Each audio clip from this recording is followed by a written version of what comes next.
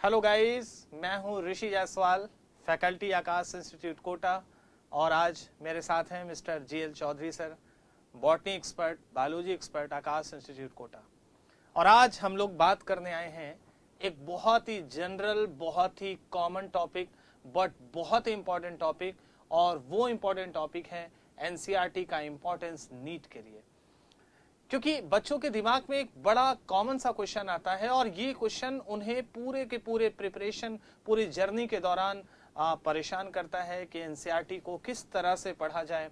क्योंकि बार बार आप जिससे भी मिलते हैं, वो चाहे नीट में सिलेक्टेड स्टूडेंट्स हो, या वो आपके मेंटर्स हो, आपके फैकल्टीज हो, या जो भी सीनियर्स मिलते हैं, वो हमेशा आपको एक कॉमन बात बोलते हैं कि एनसीईआरटी को पढ़ो, बार बार पढ़ो। एनसीईआरटी का सिग्निफिकेंस आपको बताते हैं, लेकिन पूरी जर्नी के दौरान, और स्पेशली जब हम स्टार्टिंग में क्लास 10 से 11th में आते हैं, तो हमें एनसीईआरटी का इंपॉर्टेंस उतना बेहतर पता नहीं होता। हमें पता नहीं होता कि एनसीईआरटी की स्टडी कैसे करनी है, एनसीईआरटी पढ़ना कैसे है।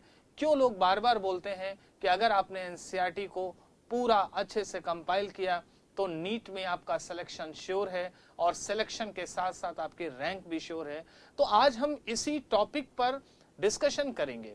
मेरे साथ है जीएल सर, और इसी टॉपिक पर डिस्कशन करेंगे कि एनसीईआरटी को किस तरह से पढ़ा जाए कि हम नीट में मैक्सिमम स्कोर करें। एनसीईआरटी को लाइन टू लाइन कैसे पढ़ा जाए। क्या एनसीईआरटी को डायरेक्ट पढ़ना सही है, या किसी मेंटर या किसी टीचर से पढ़ने के बाद, या किसी रेफरेंस बुक को पढ़ने के बाद एनसीईआरटी को पढ़ा जाए। तो ऐसे दिमाग में बहुत सारे क्वेश्चंस आते हैं। बायोलॉजी का कितना सिग्निफिकेंस है एनसीईआरटी में, केमिस्ट्री का कितना सिग्निफिकेंस है, या फिजिक्स के एनसीईआरटी का कितना रोल है नीट के पेपर को डिजाइन करने में या नीट के एग्जाम में। तो आज हम इसी के बारे में बात करेंगे। लेकिन जो सबसे पहली बात आती है वो ये है बच्चों कि एनसीईआरटी में जो मैक्सिमम वेटेज है वो बायोलॉजी का है, जूलॉजी पर बॉटनी का है। 360 नंबर्स के होते हैं। तो डेफिनेटली वो अगर आपका स्कोर वहां पे बेहतर हुआ तो नीट में सिलेक्शन के चांसेस आपके सबसे ज्यादा बढ़ जाते हैं, क्योंकि 360 मार्क्स होते हैं। और 360 मार्क्स की जर्नी को कैसे तय किया जाए, कैसे जूलॉजी और बॉटनी में फुल मार्क्स स्कोर किया जाए एनसीईआरटी को बेस बना के, या क्या एनसीईआरटी सफिशिएंट है 360 स्कोर के लिए, स्पेशली बायोलॉजी में। तो इसके बारे में हम बात करेंगे। फिर हम ये बात करेंगे कि केमिस्ट्री के लिए एनसीईआरटी का क्या सिग्निफिकेंस है, या फिजिक्स के एनसीईआरटी का क्या रोल है, क्या फिजिक्स में, क्योंकि अक्सर बच्चों के दिमाग में होता है कि फिजिक्स के एनसीईआरटी को कैसे पढ़ा जाए, क्योंकि एनसीईआरटी थ्योरेटिकल है, बहुत सारे उसमें क्वेश्चंस हैं। तो बच्चों के दिमाग में होता है कि फिजिक्स को नोट से पढ़ें, एनसीईआरटी से पढ़ें, रेफरेंस बुक से पढ़ें। तो आज हम लोग इन्हीं सारे क्वेश्चंस का आंसर देने आपके सामने आए हैं आकाश इंस्टीट्यूट कोटा के बिहाफ पे। तो सबसे पहले मैं आपको ले चलता हूं बायोलॉजी में एनसीईआरटी के सिग्निफिकेंस की बात करते हैं। और मैं जीएल सर से रिक्वेस्ट करूंगा कि सबसे पहले वो बताएं कि बायोलॉजी में एनसीईआरटी का क्या इंपॉर्टेंस है, उसे कैसे पढ़ना चाहिए, किस तरह से पढ़ना चाहिए, किस तरह से नोट्स बनानी चाहिए। तो हमारे बच्चों को सर थोड़ा से आप गाइड करें और आप बताएं कि एनसीईआरटी को किस तरह से करना चाहिए सर। डियर स्टूडेंट, जैसे कि मिस्टर ऋषि जायसवाल सर ने, मेंटर ऑफ केमिस्ट्री अपना आकाश कोटा, आपको बताया बच्चों की एनसीईआरटी का बायोलॉजी में क्या इम्पोर्टेंस है। तो सर ने बताया कि 360 मार्क्स जो हैं, मतलब आधा जो कवरेज है हमारे नीट का, वो आपकी बायोलॉजी कवर करती है। आप जानते हो बच्चों कि बायोलॉजी में एनसीईआरटी की 2 बुक होती हैं, एक 11th पोर्शन और एक आपका 12th पोर्शन। तो बच्चों में से कैसे पढ़ना है, कैसे हमें नोट्स बनाने हैं, इस पे हम थोड़ी सी बात करेंगे। आपको बताएं कि हमारे पास जैसे भी हम नीट की प्रिपरेशन करते हैं बच्चों, तो आप जब ठान लेते हो कि मुझे डॉक्टर बनना है, तो उसी दिन से आपके मन में ये आना चाहिए कि मुझे डॉक्टर बनना है। आपका कॉन्फिडेंस बहुत तगड़ा होना चाहिए, क्योंकि जब आप इस प्रोफेशन की तरफ जाते हो बच्चों, तो जब भी आप तैयारी करते हो नीट एग्जाम की, तो बच्चों क्या है कि प्रेशर डेवलप हो जाता है, कि बच्चा स्ट्रेस में आ जाता है। तो स्ट्रेस को जो बच्चा झेल लेता है, जो हैंडल कर लेता है, वही इस जर्नी को पार करता है बच्चों। तो इसके लिए हमारी जो मेन बुक है वो है एनसीईआरटी। तो एनसीईआरटी में 360 मार्क्स कैसे हम ऑब्टेन कर सकते हैं, तो आपको मैं थोड़ा सा पिछली हिस्ट्री बताऊंगा बच्चों कि सर पिछले बार हमने देखा है कि 2018 में जो नीट में जो एनसीईआरटी से बायोलॉजी में जो क्वेश्चन थे वो 80 क्वेश्चन थे, 90 आउट ऑफ 90। Right sir. फिर आपने 2019 की बात करें बच्चों, तो 2019 में आप देखोगे sir 84 question comes from NCERT. Okay, almost मतलब 90% से भी ज्यादा क्वेश्चन। तो यही बच्चे के मन में क्वेश्चन रहता है कि एनसीईआरटी पढ़ के क्या हम नीट के एग्जाम को क्रैक कर सकते हैं। फिर हम 2020 की बात करें बच्चों, तो 2020 में 90 में से 90 क्वेश्चन स्टेट 100% बच्चों। तो 100% आपका पूरा क्वेश्चन जब एनसीईआरटी से आ रहा है तो क्यों ना हम एनसीईआरटी को ही अपनी मेन बुक माने। Definitely sir. फिर अब 2021 में हम बात करें सर, तो 2021 में पैटर्न चेंज हो गया आपके पेपर का।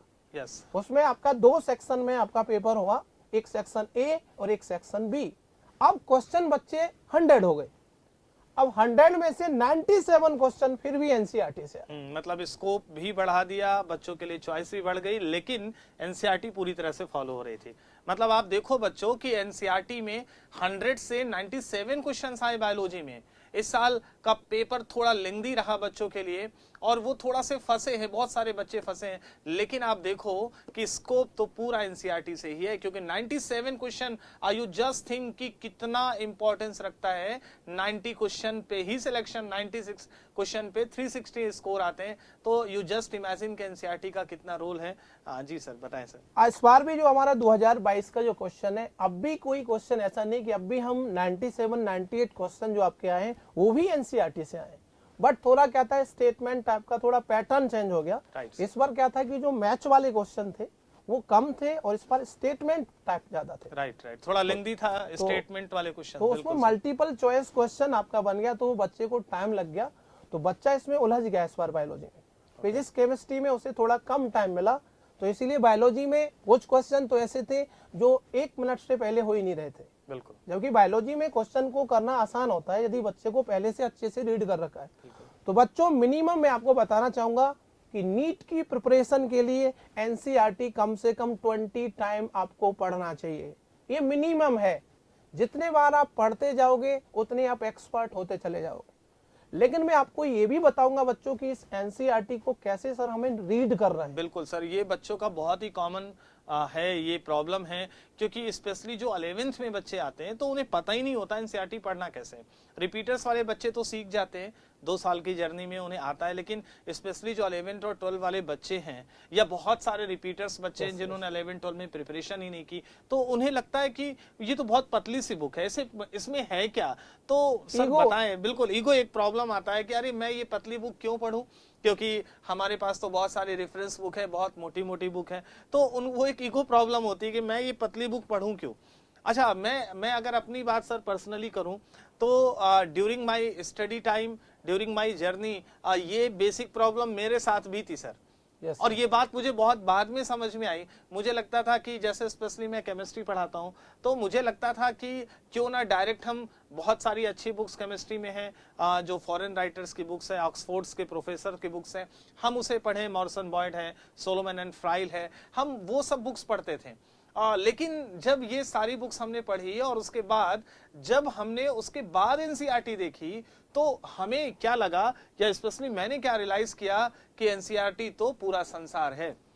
मतलब उसकी एक एक लाइन, उसका एक एक वर्ड इतना इंपॉर्टेंट है, लेकिन इस बात की बच्चों जरूरत है कि एनसीईआरटी को पढ़ने के लिए पहले आपको किसी एक मेंटर की जरूरत पड़ने वाली है। Yes sir. क्योंकि डायरेक्ट अगर, मुझे लगता है कि डायरेक्ट अगर आप एनसीईआरटी पढ़ते हैं तो शायद उस लाइन को आप समझ ना पाए, वो जो लाइन, क्योंकि एक एक लाइन में संसार है, और उस लाइन को इलैबोरेट करना, उसे कहानी की तरह नहीं पढ़ना है, उसे कथा की तरह नहीं पढ़ना है, उस लाइन को इलैबोरेट करना है, और उसके लिए आपको किसी मेंटर की जरूरत होगी। आपको फैकल्टीज जो आपको पढ़ाते हैं वो डेफिनेटली नीट की प्रिपरेशन अगर वो करा रहे हैं तो डेफिनेटली वो एनसीईआरटी ही फॉलो करते हैं, तो उन्हें आप ध्यान से सुनेंगे और उसके बाद उस एनसीईआरटी को पढ़ेंगे तो आपको समझ में आएगा कि सर ने क्लास में जो भी बातें बोली हैं वो सब एनसीईआरटी में लिखी हैं। बस जरूरत है उसे सही तरीके से पढ़ने की, उसे अंडरलाइन करने की, उसके वर्ड को समझने की कि वो वर्ड क्या कहना चाहता है। तो यकीन मानो बच्चों कि मुझे इतने साल के एक्सपीरियंस में मुझे ये रियलाइज हुआ है कि NCERT is a perfect book, क्योंकि इंडिया के बहुत अच्छे लोगों ने उसे लिखी है। ये कभी नहीं सोचना कि वो पतली सी बुक है तो उसमें कंटेंट क्या होगा, डेफिनेटली बहुत कंटेंट है, बस जरूरत है उस कंटेंट को सही से पढ़ने की, अपने मेंटर्स को, अपने फैकल्टीज को फॉलो करने की। साथ साथ आपको रेफरेंस बुक तो चाहिए, लेकिन अगर आप सोचें कि केवल हम एनसीईआरटी ना पढ़ें, रेफरेंस बुक पढ़ें, तो शायद आपकी जो थॉट प्रोसेस है ना वो कम हो जाती है। क्योंकि रेफरेंस बुक जब आप पढ़ते हैं तो उसमें हर चीज को एक्सप्लेन तो कर दिया, तो आपकी जो सोचने की जो कैपेबिलिटी है वो कम होती, क्योंकि जितना आप अपने दिमाग को चलाओगे ब्रेन उतना ही डेवलप करेगा। और इसके लिए जरूरी है कि एनसीईआरटी को लाइन को पढ़ें, उसे समझें, क्योंकि जितना समझेंगे ब्रेन उतना ही डेवलप होगा और क्वेश्चंस भी वहीं से आते हैं। तो इधर उधर की फालतू चीजें, वास्ट मटेरियल नहीं पढ़ना है, आपको एनसीईआरटी की लाइन टू लाइन फॉलो करनी है। और जैसा कि सर बोल रहे थे कि बायोलॉजी के एनसीईआरटी को सर कैसे पढ़ना है, ये बच्चों को आप बताएं, क्योंकि बच्चों के लिए सबसे बड़ा जो स्कोरिंग है वो बायो है। तो सर प्लीज बताएं कि एनसीईआरटी को वो कैसे फॉलो करें और किस तरह से उन्हें पढ़ना चाहिए सर, जिससे कि वो मैक्सिमम स्कोर कर सके सर। यस सर, आप देखो बच्चों, सर ने बहुत अच्छा बताया कि एनसीईआरटी को कैसे पढ़ना है, लेकिन मैं बायोलॉजी के पॉइंट ऑफ व्यू से बताऊंगा। सर तो केमिस्ट्री में अपना लेते हैं, तो आप देखेंगे एनसीईआरटी को कैसे पढ़ना है। देखो एनसीईआरटी बायोलॉजी में क्या पूरा थ्योरी लिखा होता है, ठीक है, तो उसमें क्या होता है, पहला ग्राफ लिखे हुए हैं, तो उनको पढ़ने में बड़ा मजा आता है, इंटरेस्ट हमें होता है। लेकिन बच्चा वो नहीं कर सकता, तो आप क्या कर सकते हैं बच्चों, एनसीईआरटी के लिए पढ़ने के लिए गाइड की, या फिर एक टीचर की, या फिर एक एजुकेटर की, या फिर एक ट्रेनी की जरूरत पड़ती है, एक अच्छे टीचर की जरूरत पड़ती है, क्योंकि बच्चा उस एनसीईआरटी का मतलब नहीं समझ पाता है। तो इसलिए क्या करना है, हमें एनसीईआरटी के जो पैराग्राफ होते हैं सर, तो उनको छोटे छोटे क्या है, हमें पॉइंट बनाने होते हैं। बिल्कुल। उसके और जो डायग्राम दे रखे हैं एनसीईआरटी में, इस बार डायग्राम से भी क्वेश्चन आपका आया, तो डायग्राम को देखे तो उसको वो विजुलाइज करके पढ़े। बिल्कुल, डायग्राम बच्चों, डायग्राम जरूर उसमें आप देखें और डायग्राम को विजुअलाइज करें, और हो सकता है तो एक बार उस डायग्राम को आप बनाएं, क्योंकि जब आप बनाते हैं तो विजुअल मेमोरी जो है वो आपके दिमाग में बहुत देर तक रहती है। आप किसी चीज को केवल रीड कर रहे हैं ना, एक होता है कि केवल रीड करना और एक होती है विजुअल मेमोरी। जैसे आप सपोज कोई मूवी है और आपको एक मूवी की जो स्टोरी है उसकी एक बुक दे दी जाए और कहा जाए आप उस बुक को पढ़ लो, एक तरीका ये है। दूसरा, उस मूवी को आप थिएटर में देखने जाते हो तो दोनों सेम स्टोरी है, सेम कंटेंट है, लेकिन जब आप थिएटर में देख के आते हो तो वो एक विजुअल मेमोरी है, और फिर वो मूवी आपको सालों साल तक याद होती है कि किस जगह पे क्या सीन हुआ था। लेकिन केवल उस मूवी की स्टोरी दे दी जाए और बुक केवल पढ़ने के लिए कहा जाए तो डेफिनेटली आपको लगेगा कि वो याद नहीं हो रहा या बर्डन है। इसलिए आप विजुअल मेमोरी बनाएं और जो भी फिगर, जो भी डायग्राम आपको दिखता है वो डायग्राम एक बार ड्रॉ करें, उसे विजुअलाइज करें, उसे फील करें, और जब आप ऐसा करेंगे तो बहुत देर तक आपके दिमाग में रहेगा। बिल्कुल सर, बिल्कुल, ये बहुत अच्छा पॉइंट है सर। जी सर, और सर आप बताएं सर। बिल्कुल, और इसके बाद क्या है कि हमें नोट्स बनाना चाहिए, शॉर्ट नोट आपका बनना चाहिए। Right sir. और शॉर्ट नोट के लिए हम जनरली क्या करते हैं कि बच्चा एनसीईआरटी लेके बैठ जाता है, उसको वो अंडरलाइन करता है, वो गलत मेथड है। बच्चे को क्या करना चाहिए, नोट्स बनाने की, क्लास नोट्स जो होते हैं वो सबसे इंपॉर्टेंट होते हैं, वो बनाने चाहिए। और जो भी टीचर लिखा रहा है उसको ध्यान से आपका सुनना चाहिए। और एनसीईआरटी और प्लस जो भी मॉड्यूल है, जो भी आपके टीचिंग में चल रहा है, क्लास के दौरान ही आपको क्या है, नोट्स बनाने चाहिए। फिर सबको एक साथ कंपाइल करके एक क्वालिटी और एक कंसाइज नोट्स बनना चाहिए। बिल्कुल। और वो नोट्स हमारा क्या है बच्चों, बार बार उसी को रिवाइज करना है, तो वो एकदम बेटर आपका नोट होना चाहिए। कि नोट जितना कंसाइज होगा, मतलब हमें ये कि हमें पीएचडी नहीं करना चाहिए किसी टॉपिक पे। बिल्कुल सर। हमें क्या है, नोट्स जो बनाना है वो थोड़ा क्या है, विड्थ तो होना चाहिए उसका, लेकिन डेप्थ ज्यादा नहीं होना चाहिए। बिल्कुल। उसमें सारे पॉइंट आपके कवर होने चाहिए जो टीचर ने बोले हैं। तो एनसीईआरटी को से नोट्स आपको बनना चाहिए, क्योंकि एनसीईआरटी से सीधा स्टेटमेंट आपका क्वेश्चन आ रहा है। बिल्कुल बिल्कुल। और एनटीए का भी हम बात करें सर, जो एनटीए जो अपना जो कंपनी है, जो भी आपका जो एजेंसी है, ये भी पूरी एनसीईआरटी की तरफ क्या फॉलो हो रही है।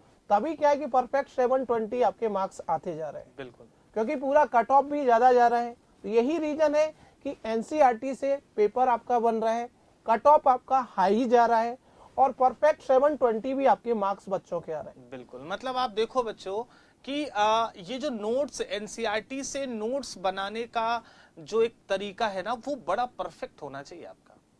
और पता है क्यों?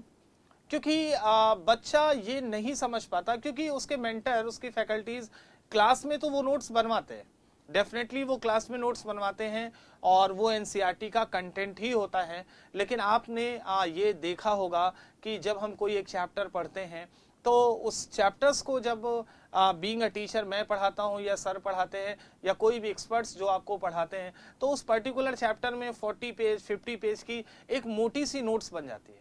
अच्छा, उस समय जिस समय हम क्लासरूम में पढ़ रहे होते हैं और वो नोट्स बना रहे होते हैं तो वो बहुत अच्छा लगता है हमें कि हमने सारी नोट्स बना ली और एक एक चैप्टर में 40-40 50-50 पेजेस होते हैं, तो वो हमने बना तो लिया, फर्स्ट टाइम हमने उसे पढ़ा, उसको बहुत डिटेल में पढ़ा, ये सब कुछ सही है और पहले चैप्टर्स का जब टेस्ट हुआ तो उसमें आपका स्कोर भी अच्छा आया। लेकिन क्या होता है कि जब हम जैसे जैसे आगे बढ़ते हैं ना, तो शुरू में तो एक एक चैप्टर के टेस्ट आते हैं, फिर वो चैप्टर्स बढ़ते जाते हैं, 4 चैप्टर्स के टेस्ट आते हैं, फिर AITS होता है, ऑल इंडिया टेस्ट सीरीज होती है, तो उसमें 8 चैप्टर्स आते हैं, 12 चैप्टर्स आते हैं और जैसे ही ये चैप्टर्स के नंबर टेस्ट में बढ़ते हैं तो बच्चा जो है प्रेशर में आता है, बच्चा डिप्रेशन में भी जाता है, क्योंकि उसको पता है क्या लगता है, उसे लगता है कि ये हम कंपाइल कैसे करेंगे, क्योंकि हर चैप्टर में तो 40-40 पेजेस हैं और अगर मान लीजिए कि सपोज 6 चैप्टर या 7 चैप्टर टेस्ट में आ रहा है तो फिर उसे कैसे कंपाइल करेंगे,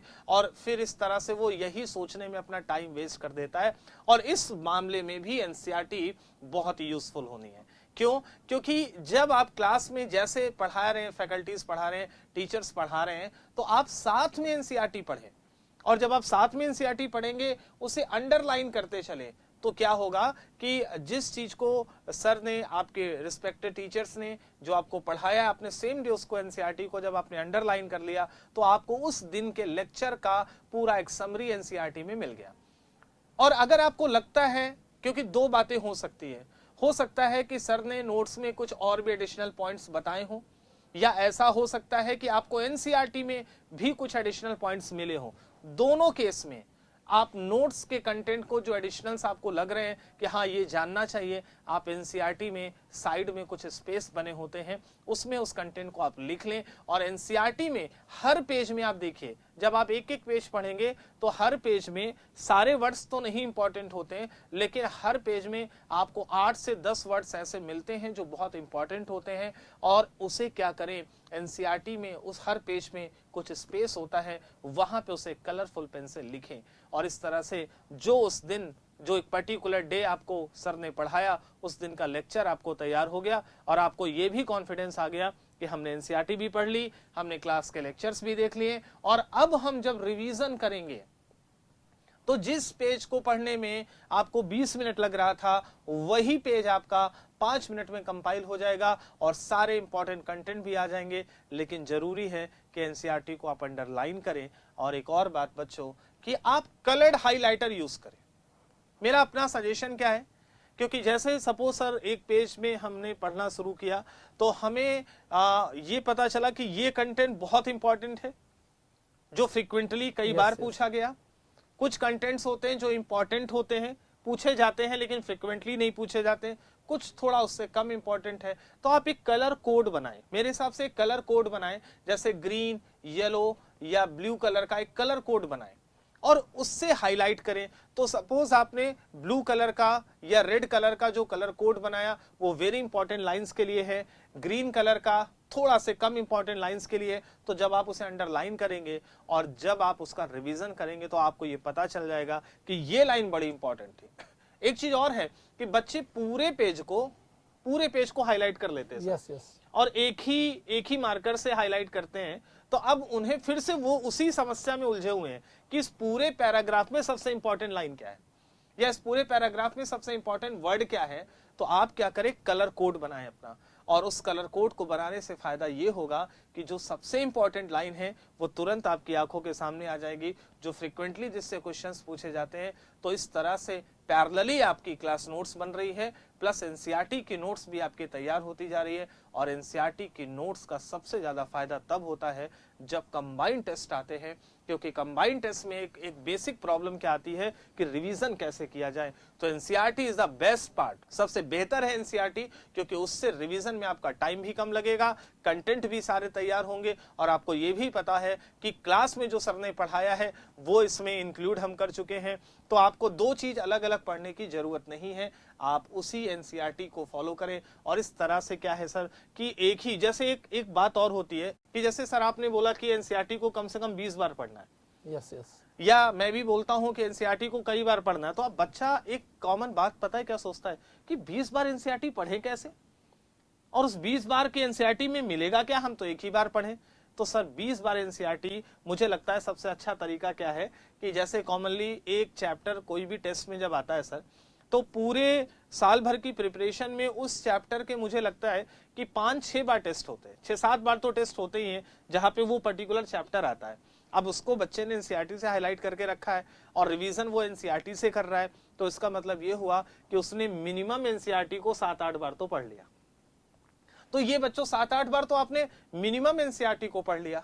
और अगर आप 2 साल की जर्नी की बात करें, पूरे 2 साल की जर्नी की बात करें, 2 साल के ड्यूरेशन की बात करें, तो आप इस तरह से एनसीईआरटी को कम से कम 15-20 बार तो पढ़ ही लेंगे और अपने आप वो चीज तैयार होगी। और हर बार जब आप पढ़ेंगे तो आपके सामने red colour, green colour, blue colour की लाइंस आएंगी और आपको पता है कि ये लाइन ज्यादा इंपॉर्टेंट है, कम इंपॉर्टेंट, और इस तरह से आपकी नोट्स पैरेलली तैयार होती जाएगी जो एनसीईआरटी से रिलेटेड होगी। क्योंकि लास्ट में नीट का जब आप एग्जाम देंगे तो डेफिनेटली यही एनसीईआरटी आपके काम आने वाली है, क्योंकि लास्ट टाइम में जो प्रेशर होता है बच्चों, 2 महीना बचा, 1 महीना बचा, बच्चा इस प्रेशर में परेशान होता है कि पूरे सिलेबस को कैसे कंपाइल करे।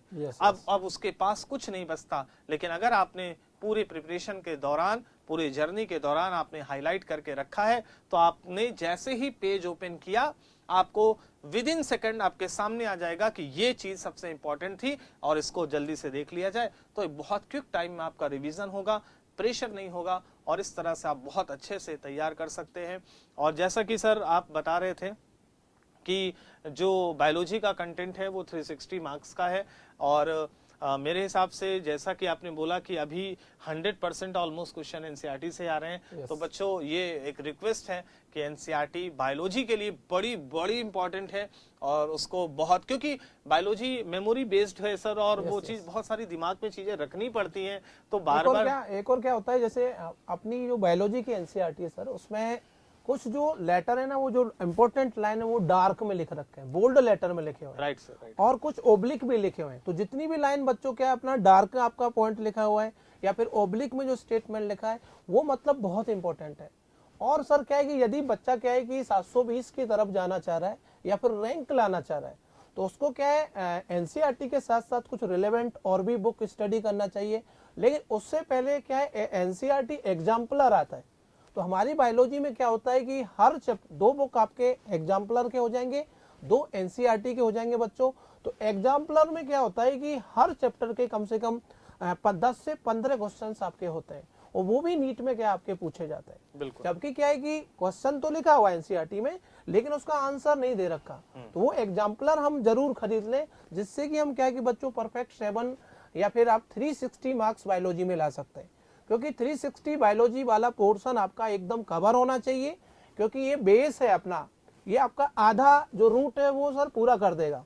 360 यदि आपका 350 भी मार्क्स आया है बायोलॉजी में, तो फिर आपको क्या है, तो जितना ज्यादा बायोलॉजी पढ़ोगे, जितना ज्यादा रीड करोगे, और जितना आपका जल्दी पेपर होगा। यदि हम पुराने टॉपर की बात करें सर, तो आकांक्षा जो सिंह थी अपनी, आकांक्षा सिंह, यस, तो उसने सर पूरा पेपर 1 घंटा 40 मिनट में कर दिया था नीट का एग्जाम। वाह सर, डेफिनेटली सर। मतलब बाकी टाइम में उसने क्या बबल्स का, मतलब उसने बायोलॉजी इतनी क्विक करी, सिंपल भी थी उस बार, और स्टेटमेंट टाइप क्वेश्चन कम थे, मैच वाले क्वेश्चन ज्यादा थे। तो अब उसे मतलब क्या मानो फिजिक्स केमिस्ट्री भी कर दिया उसने। तो जो टॉपर टाइप का जो मटेरियल होता है, आकांक्षा सिंह बच्चों टॉपर थी, 720 आउट ऑफ 720 था उसका, और इतनी जल्दी मतलब 1.5 घंटे में, 1 घंटे 45 मिनट में पेपर को उसने पूरा सॉल्व किया।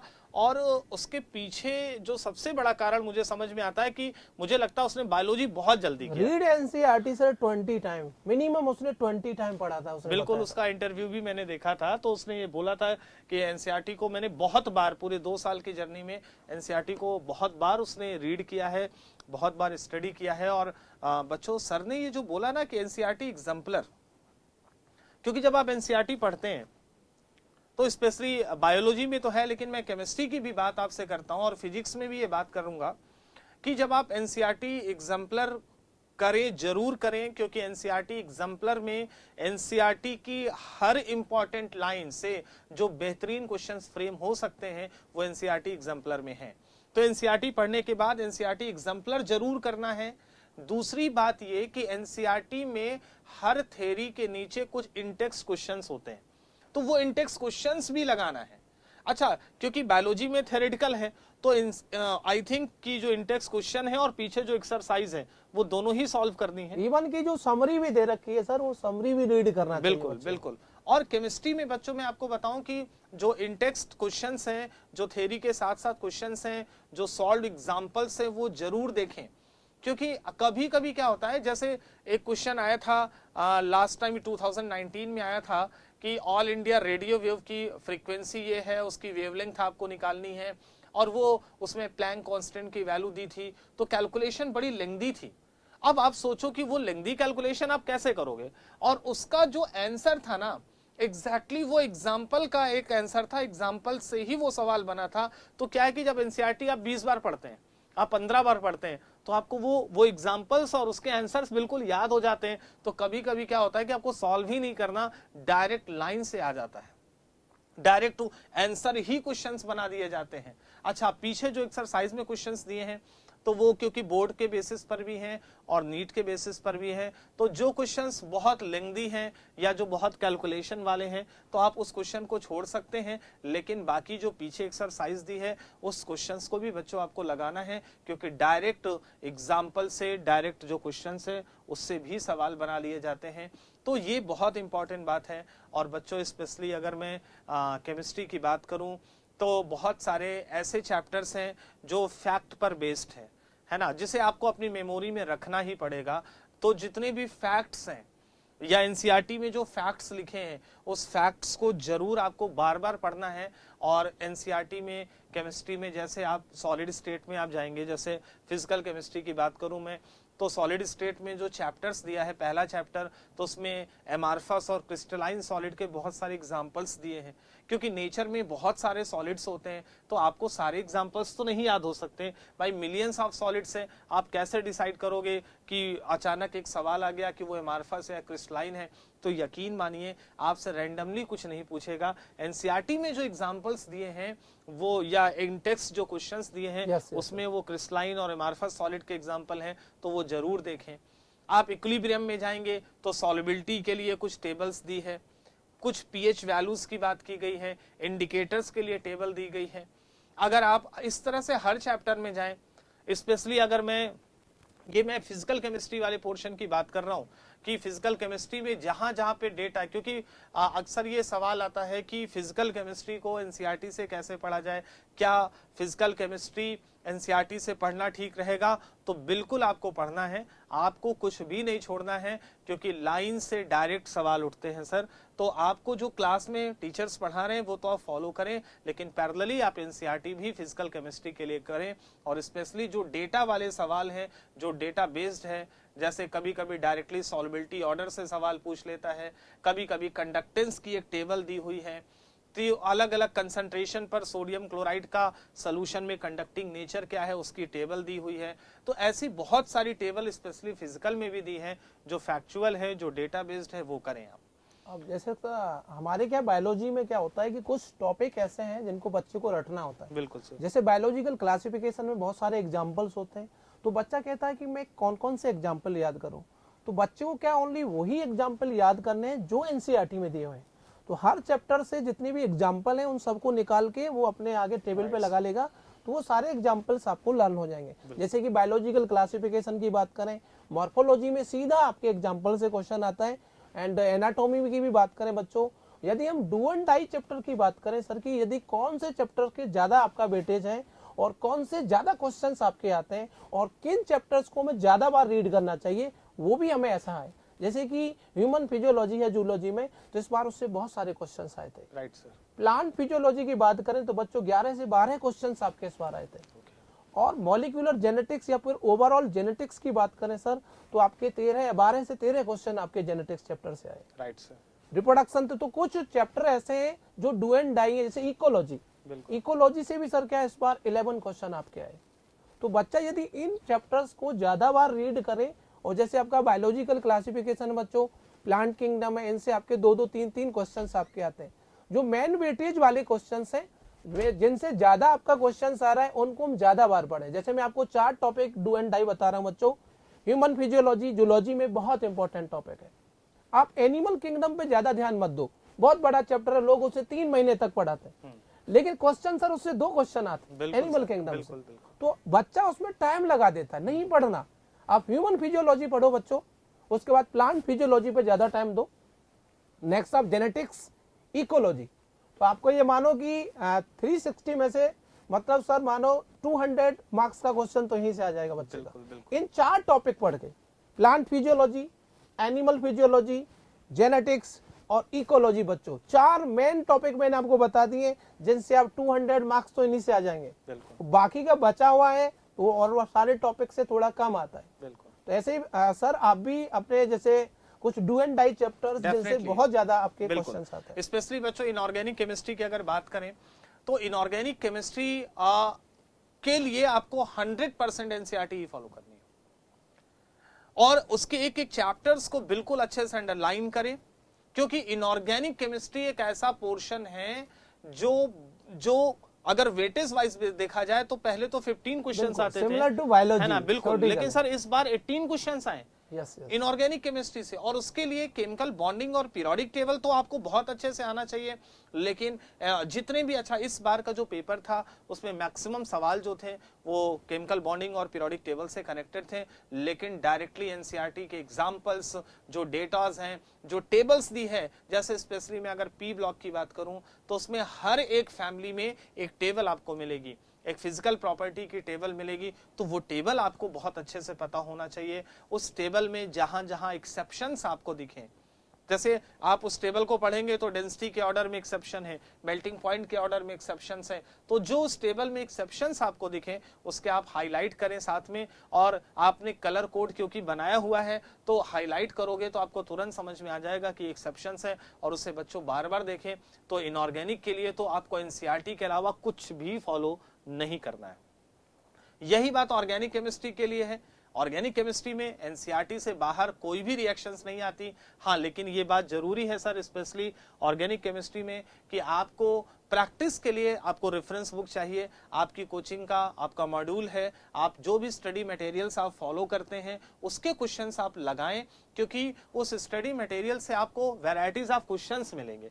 एनसीईआरटी में आपको उसका कॉन्सेप्ट मिलेगा तो वो अंडरलाइन करें। कोई भी नेम्ड रिएक्शंस आती है तो उस नेम्ड रिएक्शंस को पढ़ें, और फिर वैरायटीज ऑफ क्वेश्चंस आप अपने रेफरेंस बुक से या आपके पास जो भी स्टडी मटेरियल है आप उससे लगाएं। यानी कि ओवरऑल अगर हम बात करें तो कितना इंपॉर्टेंस है एनसीईआरटी का। और सर एक और बात मैं करूंगा फिजिक्स में, क्योंकि एक बच्चों का सवाल है क्या फिजिक्स के लिए एनसीईआरटी इंपॉर्टेंट है, तो हाँ, मेरा आंसर है बिल्कुल हाँ, पढ़ना है। लेकिन फिजिक्स के लिए एनसीईआरटी में आपको क्लास में जो टीचर्स पढ़ा रहा है पैरेलली आप उसकी एनसीईआरटी को फॉलो करें। क्योंकि जैसे मान लीजिए कि आपने फिजिक्स में डायपोल मूवमेंट पढ़ा, अब फिजिक्स में बुक्स में डायपोल मूवमेंट है, उसके फिगर भी बने हैं, लेकिन उस फिगर को रख के और आप डायपोल मूवमेंट का एक सवाल ले लें, और अगर आपने फैकल्टीज की या मेंटर्स की हेल्प नहीं ली है तो आप उस फिगर को कितनी भी बार देखें सवाल नहीं लगा सकते, क्योंकि बड़ा इमेजिनेशन होता है। तो उसमें आपको पैरेलली अपने मेंटर्स, अपने टीचर्स के साथ एनसीईआरटी को फॉलो करना है, और उसके जितने भी इन टेक्स्ट वाले क्वेश्चंस हैं वो बच्चों पैरेलली आपको सॉल्व करना है। तो मेरे हिसाब से अगर 720 स्कोर करना है तो एनसीईआरटी बेस्ट है, क्योंकि सबसे पहली चीज 2 बातें आती हैं बच्चों, कि आपको गवर्नमेंट मेडिकल कॉलेज चाहिए पहला, दूसरा आपको 720 पर जाना है, आपको एक बेहतरीन मेडिकल कॉलेज चाहिए। लेकिन दोनों का पर्पस सॉल्व होता है एनसीईआरटी से। एक दो क्वेश्चंस अगर एक्सेप्शनली कोई बाहर से आता है तो आप डेफिनेटली पैरेलली आप जो बुक्स पढ़ रहे हैं उसे फॉलो करें, लेकिन आप एनसीईआरटी को अगर पूरा फॉलो करते हैं और अच्छी तरह से फॉलो करते हैं तो एक बेहतर मेडिकल कॉलेज में आप जाएंगे, और इस तरह से बहुत इंपॉर्टेंट है।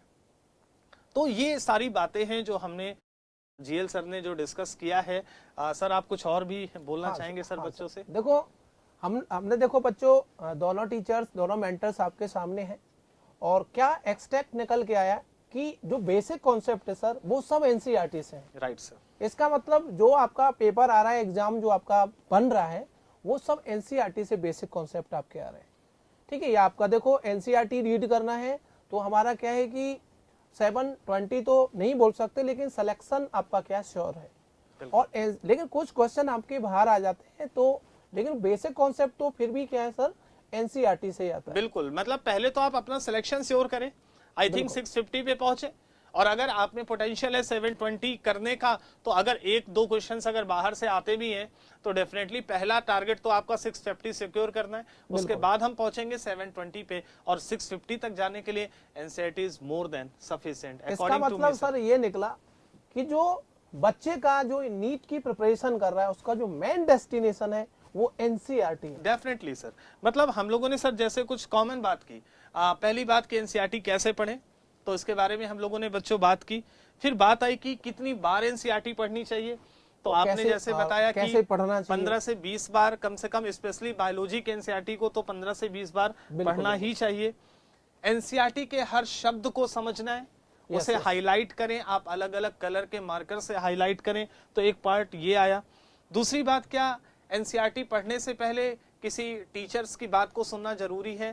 तो दोनों चीजें हैं बच्चों कि मेरे हिसाब से अगर आप टीचर्स को पहले सुनेंगे तो फिर डेफिनेटली बच्चों बहुत अच्छे से आप एनसीईआरटी को समझ में आ पाएंगे। जैसे क्या है कि मतलब इनका जो मेन डेस्टिनेशन है वो एनसीईआरटी हो गया, राइट सर, लेकिन उसको पार करना, उसको पढ़ना थोड़ा बच्चे के लिए टफ लगता है, तो उसको एक अच्छे ट्रेनिंग या अच्छे टीचर की जरूरत है। Right right. जो टीचर क्या है उसको रास्ता बताएगा कैसे पढ़ना है। जैसे हम किसी फॉरेस्ट में जा रहे हो, वहाँ पे कोई एक्सपर्ट यदि है तो हम आराम से अपने डेस्टिनेशन पे पहुंचेंगे, टाइमली पहुंचेंगे और सेफली पहुंचेंगे।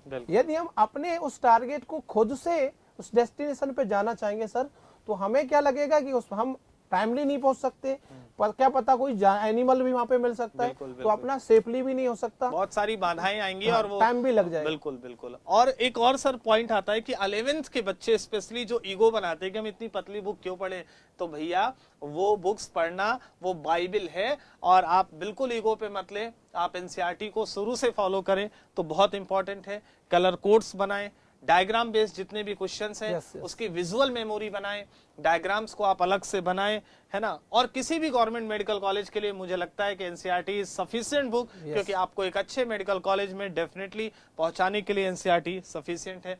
एक और बात बच्चों, क्योंकि अक्सर सर कुछ पार्ट्स हैं जो एनसीईआरटी में अपडेट हुए हैं, क्योंकि एनसीईआरटी में कुछ पॉइंट्स पे थोड़ा कॉन्ट्राडिक्शंस है, तो अगर एनसीईआरटी के जो अपडेट्स आते हैं सर वो इनकी वेबसाइट पे मिल जाता है, तो आप एनसीईआरटी के अपडेट्स को भी जरूर देख लें, क्योंकि अपडेट्स में कभी कभी क्या होता है हम अपडेट्स देखते नहीं है और क्वेश्चंस हमारे गलत हो जाते हैं, तो कुछ अपडेट्स हैं वो भी फॉलो करें। लेकिन सर जैसे क्या कोई अच्छी कोचिंग होती है जैसे आकाश इंस्टीट्यूट है, राइट, तो उसमें क्या होता है कि कुछ अपडेट वर्जन भी जो भी आपके एनसीईआरटी में जो मॉडिफिकेशन हुए, जो अपडेटेड हुए, उस डाटा को भी वो प्रोवाइड कराते हैं, तो ये अच्छी बात है। और सर इतनी अच्छी अच्छी लाइंस है, मैं आपको स्पेशली बताता हूँ कि जैसे केमिस्ट्री में सर जब हम पीरियोडिक टेबल पढ़ते हैं तो बहुत सारे बच्चों को आयनाइजेशन एनर्जी और आयनाइजेशन एंथैल्पी में डिफरेंस नहीं पता, उन्हें लगता है वो दोनों चीज सेम है, बल्कि एनसीईआरटी में सर क्लियरली लिखा है कि आयनाइजेशन एनर्जी और जो आयनाइजेशन एंथैल्पी है वो डिफरेंट है, इलेक्ट्रॉन गेन एंथैल्पी और इलेक्ट्रॉन एफिनिटी के बीच में रिलेशंस हैं, और ये रिलेशन एनसीईआरटी में क्लियरली दिया है। मतलब एनसीईआरटी आपको बिल्कुल क्रिस्टल क्लियर कर देती है, आपके नॉलेज को क्रिस्टल क्लियर कर देती है, तो बिल्कुल बेहतर तरीके से करें आप, उसकी नोट्स कंटिन्यूअसली बनाएं, हाईलाइट करें, और पैरेलली लास्ट में रिवीजन आप एनसीईआरटी से ही आपको करना है, क्योंकि आप इतनी मोटी नोट्स को नहीं पढ़ पाएंगे, आप रिवीजन नहीं कर पाएंगे। तो मेरी तरफ से तो बिल्कुल ये मैं कंक्लूजन पे पहुंचा हूं कि एक गवर्नमेंट अच्छा मेडिकल कॉलेज चाहिए तो एनसीईआरटी ही फॉलो करना है, पैरेलली क्लास की नोट्स के साथ एनसीईआरटी तो फॉलो करना ही पड़ेगा, और इससे आप बहुत अच्छा करेंगे बच्चों। तो सर आप और कुछ इनको गाइड करना चाहते हैं? NCERT book is sufficient to crack the NEET. बिल्कुल बच्चों, एनसीईआरटी सफिशिएंट है। अंडरलाइन करो, नोट्स बनाओ, साथ में तैयारी करो, पैराग्राफ को समझो, बार बार पढ़ो, 15 से 20 बार पढ़ो। ईगो पे मत लाओ कि पतली सी बुक है, इन टेक्स्ट क्वेश्चंस लगाओ। रिवाइज रेगुलरली इनको करना चाहिए। बिल्कुल। एनसीईआरटी जितने बार रिवाइज करोगे एनसीईआरटी को, उतना ही आपका क्या है कि हर बार एनसीईआरटी पढ़ने में आपको नया डाटा मिलेगा। इतनी स्पेसिफिक और स्पेशलाइज्ड बुक है ये। बिल्कुल हर बार। बिल्कुल बिल्कुल। और बच्चों मतलब ये समझो कि हम लोगों ने एक पूरा समरी दिया है और हमने कोशिश की कि हम आपके सामने आए और बहुत सारे बच्चों को जो कंफ्यूजन होता है उसे क्लियर करें, क्योंकि हमारा और ओवरऑल काम ही यही है कि हमारे बच्चे एक बेहतर जगह पहुंचे, आपकी लाइफ बहुत अच्छी हो, आपने जो सपने देखे हैं, आपने जो ड्रीम देखे हैं, उसे पूरा करने में हमारी जितनी भी कोशिश है वो हम लगातार करते रहेंगे। ऐसे ही टॉपिक्स हम लाते रहेंगे आपके सामने, हम डिस्कस करते रहेंगे। और आपके कोई भी क्वेश्चंस हैं तो आप बिल्कुल आप पूछ सकते हैं, आप कमेंट कर सकते हैं, आपको जैसा भी लगे, but we are always with you.